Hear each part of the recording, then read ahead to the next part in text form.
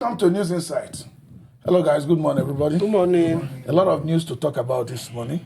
INEC requesting for more money so they can conduct by elections. P2B saying, "Oh, Nigerians need to know what and how government is spending our money." Kemi Badnoch on the other line again. People need to live more in the UK to become a lot of news. Our VP said Nigeria is a medical tourist. That Nigeria is now a medical tourist. Well, we're not used to that. People from abroad are coming to Nigeria. Don't forget the 40 pastors. So, but let's just get at this obese because this one cuts across board. The budget is for everybody. You know, I always tell us that the budget is not for government officials; it's for Nigerians. Yeah. Okay, Obi was saying something that we need to know what government is doing for the people. And there's no way for people to know that until government tells us. What they have told us now that the budget has been increased from 49 trillion to 54 trillion simply because of the revenue from FRS, the revenue from custom, and from other agencies. Just let me get it at you. So why do they decide to expand the budget? I'm not against it. From the old 49 trillion, does it mean we do not have loan content? Why didn't they use this money to reduce the loan content? Okay, so first of all, let's look at implementation of the past budget. Yes. What percentage of that budget was implemented? First of all. Yeah. Now, we moved from, I think it was 39 point something trillion the last time to 49 thereabout. Of course, a significant increase in the last one to do one, and the last one was not well implemented because there were no money to finance. Now you're having money, you're expanding this. Why not fully implement? And those budgets are still running. Exactly. It's not like they're not running. They are running for 3 years, 5 years. 2023 it is still running. Yeah. 2024 both the main budget and the supplementary is still running. It's still running. Now you want to include 2025 budget and also the supplementary which must come. Exactly. So we have also not even had the National Assembly people who impute their own because of constitutional consistency projects. That one is still there. So if we had this rise in income, right, we should reduce our debt. We should reduce our debt. So and look at implementation more. Yeah. Peter, let me take you on this. Obi concentrated more on what this money is being used for and accountability. What is your take on this? Well, they say it's easier to say from outside. When you're in, it becomes clearer. Yeah. For the government to decide to increase this budget, I think they know what they're doing. Yeah. First, what is an estimate of income and expenditures? For they made this estimate and they look at the parameters, they decide to increase it.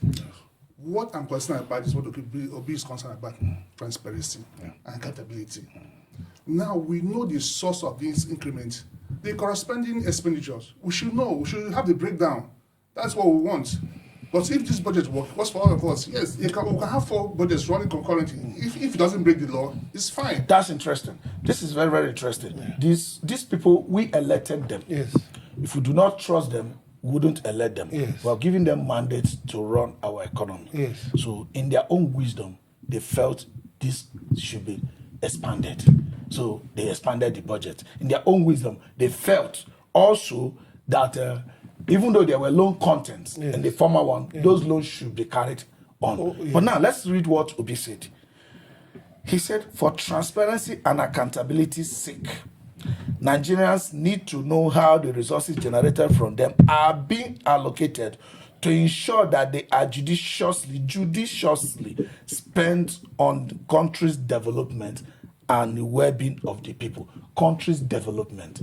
Now, from the old 49 trillion budget, we saw issues of 9.4 billion naira being earmarked for visits, feeding, and few travels for Aso Villa for the presidency. A lot of frivolous spending. Do you think that is a judicious spending on development for Nigeria? Frivolous spending. And like I said, it's on the concurrent. They are not things. But we trust these people. But we trust these people to do the best. To do the best for Nigeria. Then, if we trust them to do the best for Nigeria, give us a statistics of how this money is being spent, especially. They have given you at least on a broad basis, the 9.4 billion for travels, feeding. Who traveling from where to where? Presidency. So we say they are traveling. How does it affect the common man on ground? Do you know the rate of hunger in the land as we speak? That's why, for example, if I want to move from here to Suleja now, I should experience a good journey to Suleja in no time so that I will get there and come back. But if I'm going to Suleja and I have to sleep there because it's not for infrastructure development until it becomes the reason every country in the world borrows. But the major reason countries in the world borrow is because of infrastructure development. Maybe rail line.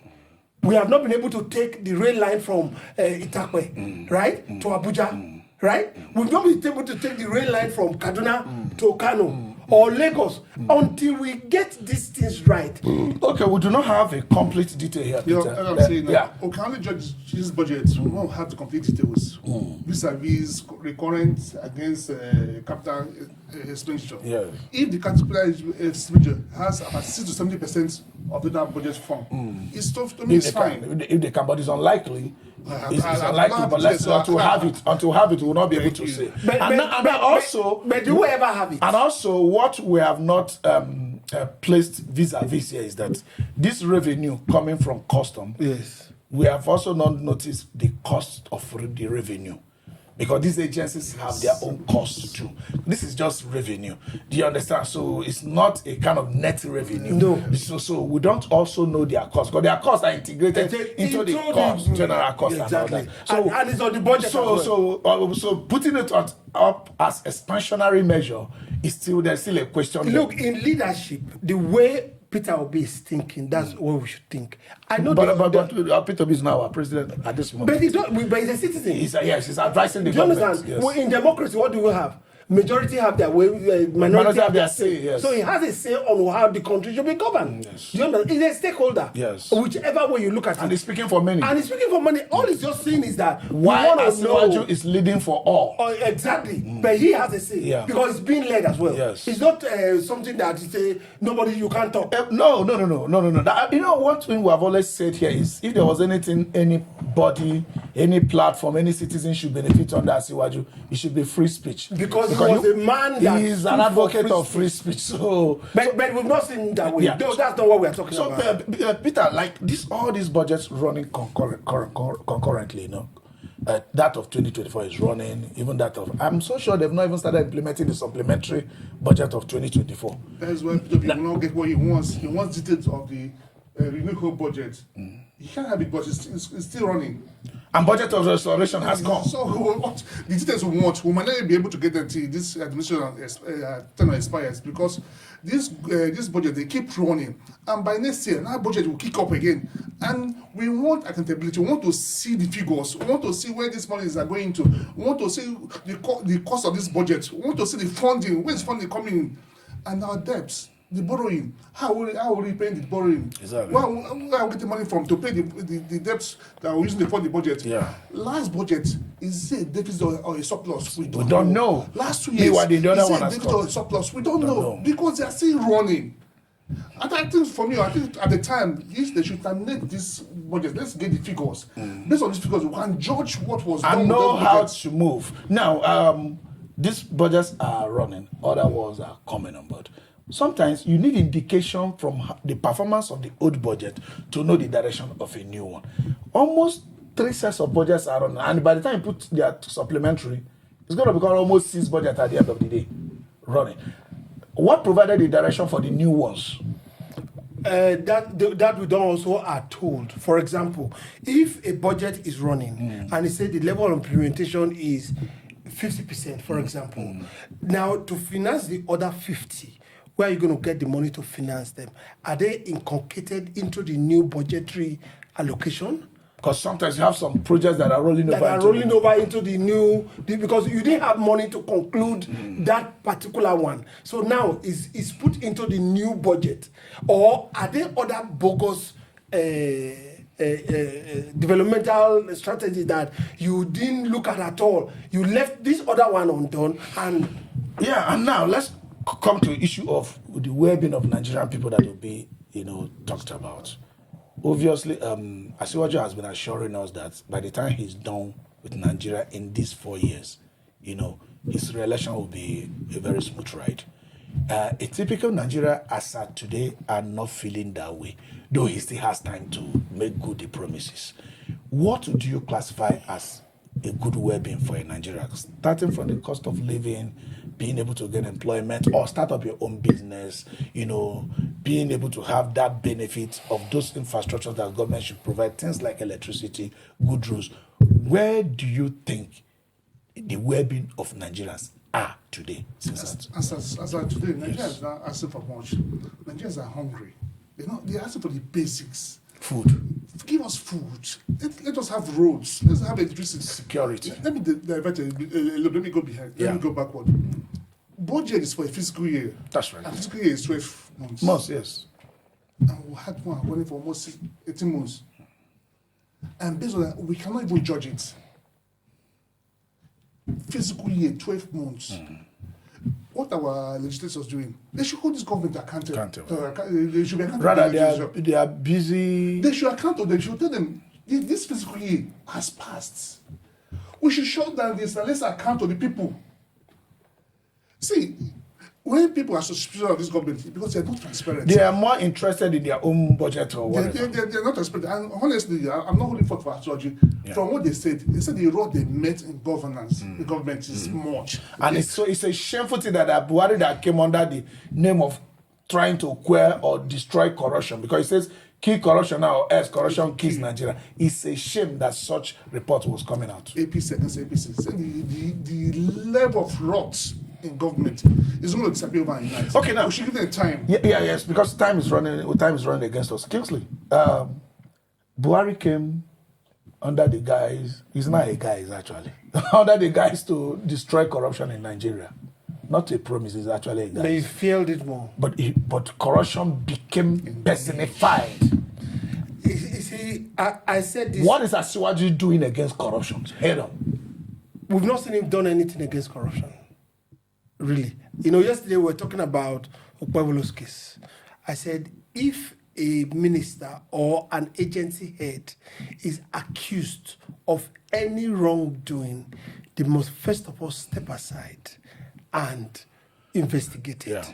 And when they are investigated, it must also be shown that this was the investigation came in from, that they were found not guilty or wanting in this case. From what we've seen now, nothing like that happened during Buhari's regime, and nothing like that, as it is right now, has happened during this particular regime.